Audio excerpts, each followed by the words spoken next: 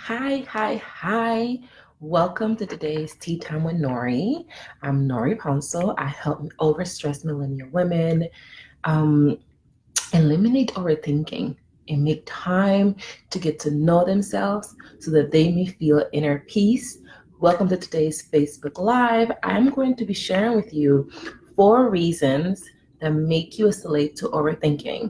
I decided to make this video because I was talking to some of my clients and looking at some of the things that they're really struggling with, and overthinking is one of those things. It's one of the reasons why I do what I do. And I remember earlier in my journey also feeling overwhelmed with overthinking, also feeling like I could not get a handle of my thinking mind. Like I'll just think too damn much. So I was really excited to make this video and share with you 4 reasons that currently make you a slave to overthinking so that you can take some action and turn these things around for you. So why don't we get started with the first one? So the first reason why you are a slave to overthinking, and I got my notes right here, is because you do not know how thoughts work. A lot of us have not really stopped to think about how our thoughts work in the first place. Like, how do they get into the mind? How do they take us from thinking to doing something or not doing something? So one of the things that I learned in the past few years is that what you think is what you think about. And essentially, what that means is that if you start with a thought, let's say you're thinking about cookies, out of nowhere, you're just like, oh, I wonder if where are the chocolate chip cookies? And then you start thinking about cookies. The more you think about cookies, the more you're going to be thinking about cookies more and more. So it's sort of like this loop where whatever the initial thought is, it takes you into deeper into that line of thinking and more into that line of thinking until you continue thinking about it more and more and more. So you can imagine how detrimental this can be for you. Because let's say that you're not thinking about cookies. Let's say that you're thinking that you're not good enough, that you are unworthy of your job, unworthy of your life. Then you're going to start thinking more and more about that. And you're going to find other thoughts in your mind that collaborate that story. So if you start thinking, well, I'm not good enough for this job, then anything that happens in that job that is not anything that happens in that job, you may find that you might find yourself using that information to prove your point that you're not good for that job. So if your boss says, hey, I need to meet with you about something, you may be like, oh, he needs to mute me because I'm not good enough for this job. He's about to fire me. Or if your spouse is like, hey, I would like to talk to you. If you feel like you're not worthy of that relationship, you might feel like, oh my goodness, you're about to break up with me. So a lot of times these thoughts, they take us down this rabbit hole, and 2 hours, 3 hours later, we're like, wow, I can't believe I spent all this time thinking about this. Or we may feel like, I spent all this time thinking about it, it must be true. So if you're going to stop overthinking, you have to first understand how overthinking works and how it happens, how these thoughts come into the mind and they kind of take control of the situation. And it can be difficult to break that pattern because you're not sure about what's going on. So if you don't know what's going on, you won't know what to do about that situation. So the first thing you need to understand is that in your mind, there are these things called neural pathways. So the neural pathways, they are, think about them as a connector. So they connect from point A to point B, right? And these things move when you are between the age of 0 and 7, they move faster than the speed of light. So you know how quick it takes you to turn the switch on and the light comes on? They move faster than that. So they're creating that relationship. So you have the neural pathway moves between the action that you do and the thought that you have. So if you have a thought that says, hey, you need to work out, and then you actually go work out, then that begins to create this relationship between them, this kind of trail between them that tells you next time when you need to think about working out, you immediately start working out. Well, some of us take that same situation and do other things. So for example, you may be like, you start thinking about you're not good enough, and then you start feeling depressed and lonely. So that might be what's happening with your neural pathway. So you're building a connection between not feeling good enough and being depressed. So the more you have those thoughts, the stronger that link becomes, and the harder it is to break it, because your action and the thought become one. So instead of being, here's the action and then here's the thought, is here's the action and the thought, and they both happen at the same time. You can't separate them.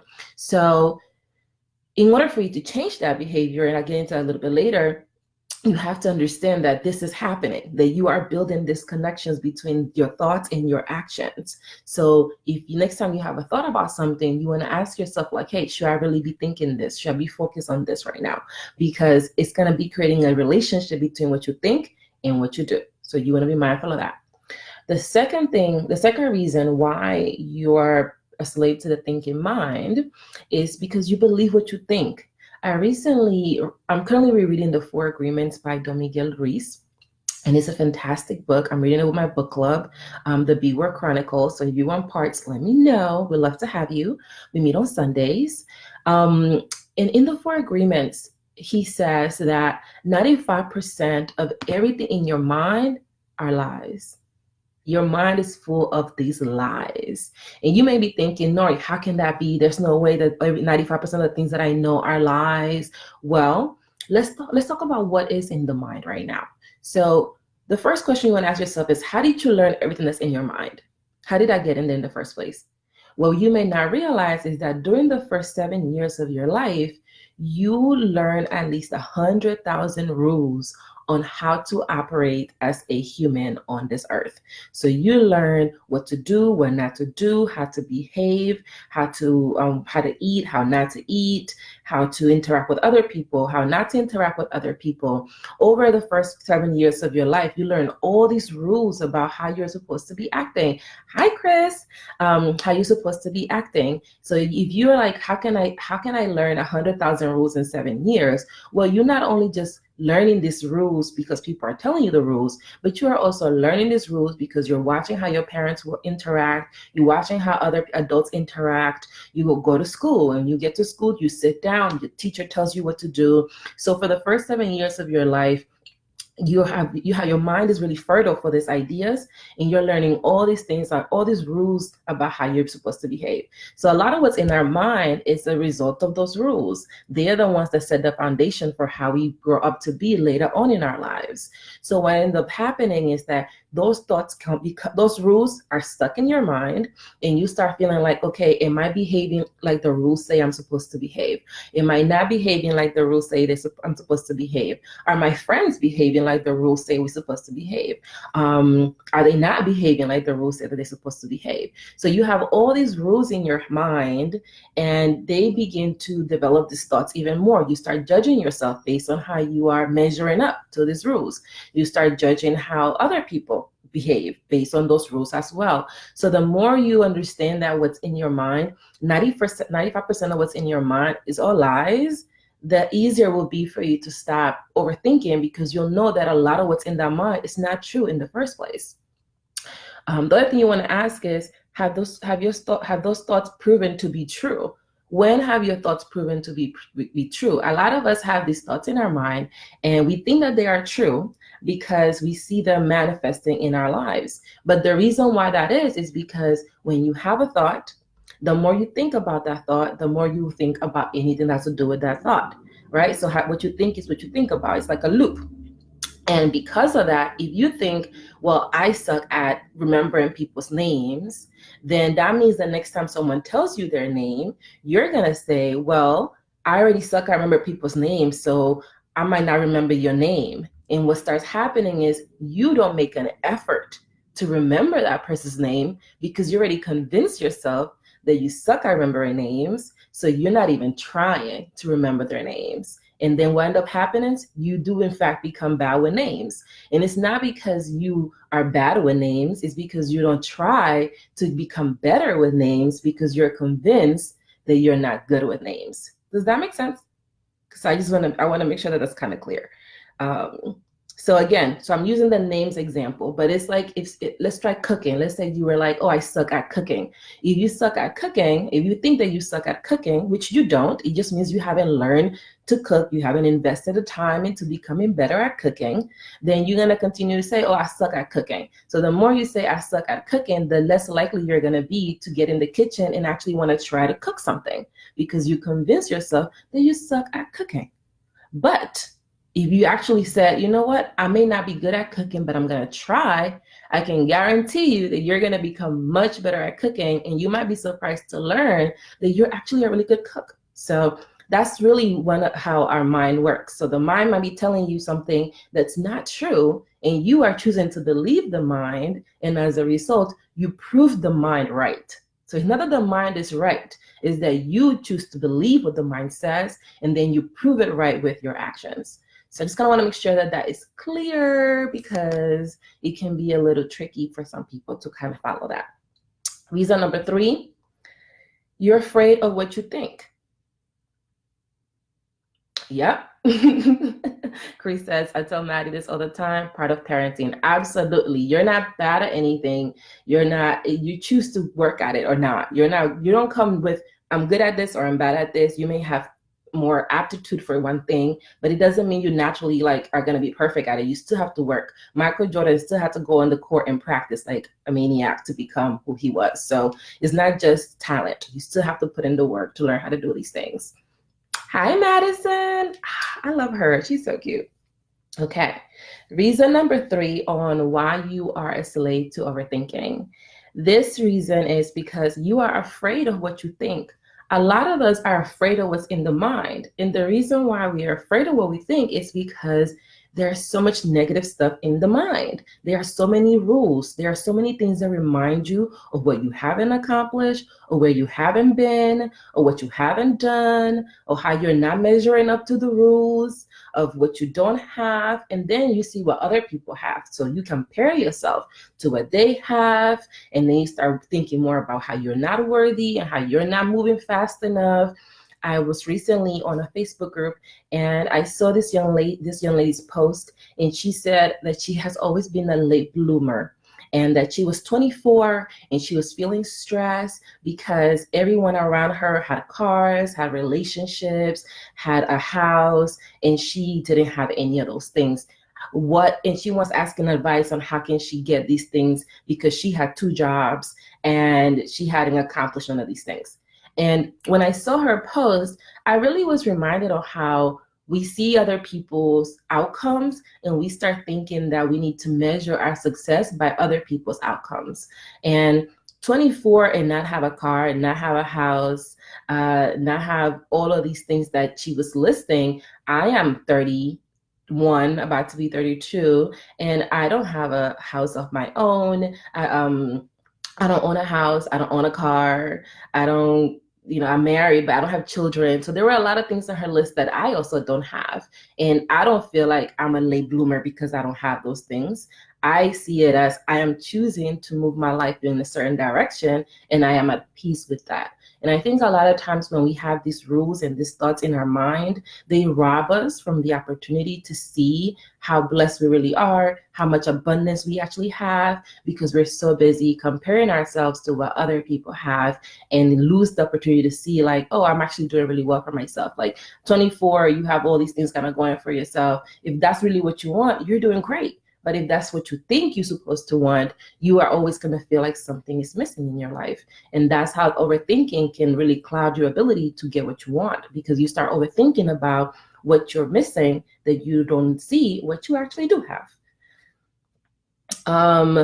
One thing I wanted to mention on this particular topic is that your mind has programmed you to reward yourself when you're being a good girl, and to punish yourself when you're being a bad girl. This is a perfect example of this is with people that work out, and they start saying things like, oh, I was a good girl today, I went to the gym, I'm gonna have ice cream. Or if you're like, oh, I was a bad girl, I can't have ice cream. Where does that come from? Where does that language of I was a good girl, I went to the gym, I'm gonna reward myself with ice cream, versus I was a bad girl, I did not go to the gym, I'm gonna punish myself by not getting ice cream. So these are the languages of reward and punishment that we put ourselves through on a regular basis, because that's what we were taught as kids. As children, we were rewarded when we did the right thing, that our parents thought was the right thing, when we were a good girl or a good boy. And then we were punished when we weren't. When we didn't do what our parents wanted us to do, they punished us. And now we do it ourselves. And it's the type of situation where we start believing what's in the mind, but we are also afraid of the mind. So in a way, we are afraid of part of ourselves, because we are afraid of what the mind tells us that we are not accomplishing. And we have to be able to acknowledge that if we want to get to a place where we are overcoming overthinking. And the mind reminds you that you may be a failure. Like if there are things that you set out to accomplish that your parents say you're supposed to accomplish and you haven't, the mind might be reminding you like, yeah, you suck, you failed at this thing, like you're not good at it, you're not worthy, you are not accomplishing what you're supposed to accomplish. Look to your left, look to your right, they're doing it, why are you not doing it? And then you start feeling terrible about yourself, and that doesn't help you become happier. It doesn't help you become more at peace, because then you start ignoring the parts of you that need that attention so that you can actually take action and stop overthinking.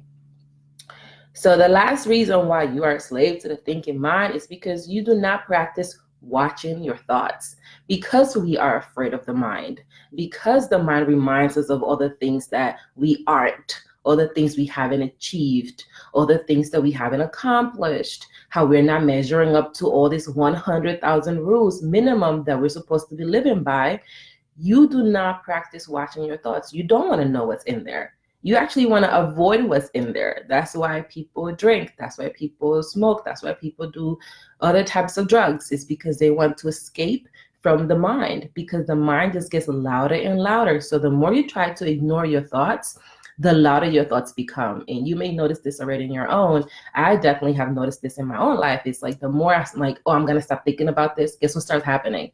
I start thinking about it more and more and more. It's like if I tell you, don't think about a pink elephant, you're probably already thinking about a pink elephant right now. Like you can't probably stop thinking about it because I brought it up and I told you not to do that. Well, the reason why that is because the mind sends, as soon as you say, let's not think about the pink elephant, you receive a message to your brain that says, okay, we're not going to think about the pink elephant. Let me make an image of the pink elephant so that I know not to think about the pink elephant. And through that process, guess what you're doing? You're thinking about the pink elephant while all of that is going on. So it's really important for you to understand how the mind works so that you are able to practice watching your thoughts. Because when you watch your thoughts, you get to see what's really in your mind. What are you really thinking about? Like, are you really thinking about the things you think you should be thinking about? Or are you thinking about other things? And what are those other things? And a lot of us have no idea what we're thinking about. And if we do know what we're thinking about, we only know the surface level of what we're thinking about. And those are the things that we tend to ignore, which makes it really hard for you to connect with your intuition because all these thoughts are floating in your head. And if you have 100,000 rules that you need to be focused on every single day to live your life, when are you going to have the time to do the things that you want to do that are not part of those rules? And that's a lot of where the issues come from for people, is because they have to follow all these rules throughout the day. So by the time they get to the end of the day, they are exhausted. They don't have any more energy to survive and to thrive and to do the things they want to do, because they have been surviving the entire day, surviving through managing all these rules that they're supposed to live by. And by the time they get home, by the time they feel like they can have time for themselves, it's tired time, it's bedtime. You don't want to do anything else. You spend all your energy. And that's why a lot of us feel like we are just surviving and not thriving, because we are surviving at these rules and not thriving at what we want to do. And that's really the main difference between those two things. When you are surviving, you are just following these rules that you're supposed to follow to be a decent human in society. But when you are thriving, you are able to redirect your energy from those rules to your life so that you can do the things that you want to do that may not be in alignment with those rules. And that can be really difficult because we want to be accepted. So how do you practice watching your thoughts, which is the place where I recommend you start? We talked about journaling already. We have talked about just setting time in solitude and silence so that you can see what's happening in the mind. Definitely not believing that your thoughts are the rule of law. These things are in your mind because you learned them. So if you learn them, you can unlearn them. That's really what it is. None of these things 95% of those things are not true. And because they're not true, you can let them go. You can release them, which a lot of us can feel a little conflicted by, because we've lived our life by these rules. And it's kind of like, okay, how am I going to let go of this? What am I supposed to do instead? But the fun part is that you know what you're supposed to do instead. You know how you're supposed to behave. It's about you giving yourself room to really listen to your inner voice and do it. And you already have listened to parts of your inner voice. You already had instances where your inner voice was like, don't do this, do that instead. Those moments have already happened. And it's about you becoming more honest about that. It's about you becoming more available to that as well.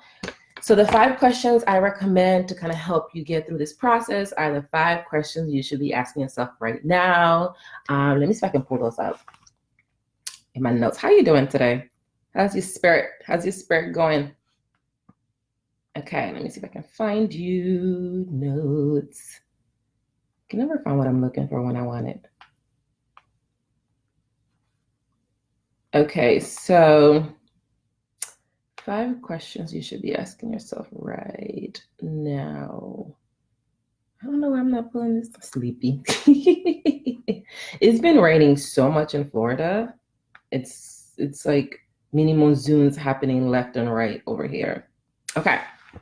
So the 5 questions you should be asking yourself right now. Number 1, as soon as the situation happens and you get a thought in your head, ask yourself, where did this thought come from? Where did I learn this thought? Like this idea that's coming to my mind. How do I feel about it? How do I feel about this altogether? How do I feel about this thought? Because your feelings will help you unpack a lot of the inner work that you may have to do about this. Why do I feel this way about this thought? Like, why do you feel this way about the particular thought that you may have? If it's a thought that says you're not good enough, then why do you feel like that about this thought? The third question is, where did you learn to feel this way about this thought? If you feel like, oh, I'm not good enough, where did that thought even first come from? Like, what was the incident in your life that opened that door for you so that you can feel like that? You want to ask yourself that question. Number 4, what can I do about this thought? What can I do about it? Is there anything I can do about the thought that I have in my mind right now? Is there any action that I can take, or am I just to let it go? Like, was there something that I can control about that? And number 5, what can this thought teach me about myself? There are a lot of things we can learn about the thoughts in our mind and how we react to them. So if you have a thought in your mind, asking yourself, what can this teach me about Nori? What can it teach me about how Nori sees the world? And what can this teach me about what Nori thinks is important?